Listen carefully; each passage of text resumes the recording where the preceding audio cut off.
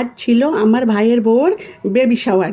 চলো আমি সকাল সকাল পৌঁছে গিয়েছি, এসে দেখি সবাই জলখাবার খেতে বসে পড়েছে। জলখাবারে আছে লুচি আর ঘুগনি, সবাই খেতে শুরু করে দিয়েছে। আমি সকাল সকাল স্নান সেরে ওর জন্যে রান্নার জন্যে আয়োজন করে ফেললাম। প্রথমেই আমি পায়েসটার জন্য দুধ রেডি করেছি, দেখো দুধটি ফুটছে।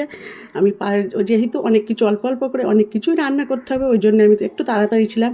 আমি মুগ ডালটাও সিদ্ধ বসিয়ে দিয়েছি, এদিকে পায়েসের জন্য দুধটাও ফুটে উঠেছে।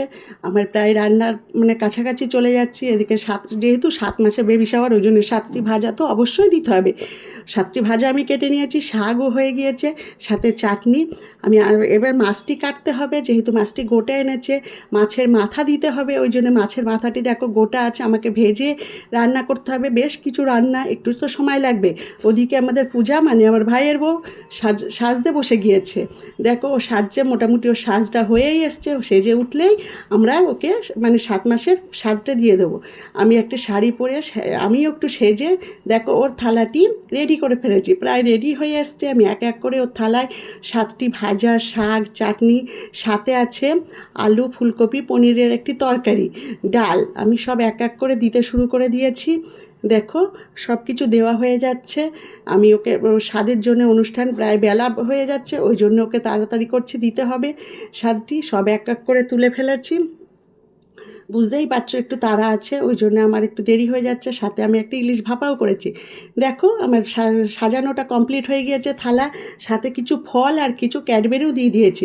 জায়গাটি বেশ সুন্দর করে সাজিয়েছে, আমার বেশ পছন্দ হয়েছে। এবার দেখো আমাদের পূজা আমার ভাইয়ের বউ চলে এসেছে, এসে বসেছে।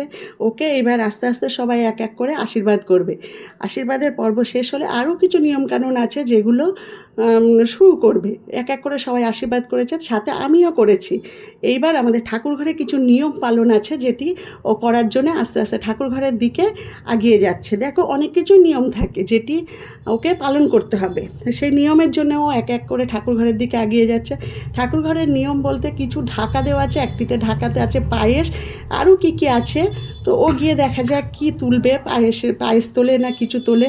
ও বসে পড়েছে তোলার জন্য, ঢাকাটি খুলে ওর প্রথমেই নোড়াটি তুলেছে। যাই হোক, এই নিয়ম আছে যে নোড়া সবাই কোলে কোলে নেবে। এরপরে আমার ভাই আর ভাইয়ের বউ বসে পড়েছে খেতে। দেখো নিয়মকানুন, ওরা খাচ্ছে, চলো আমরাও খেয়ে নিই।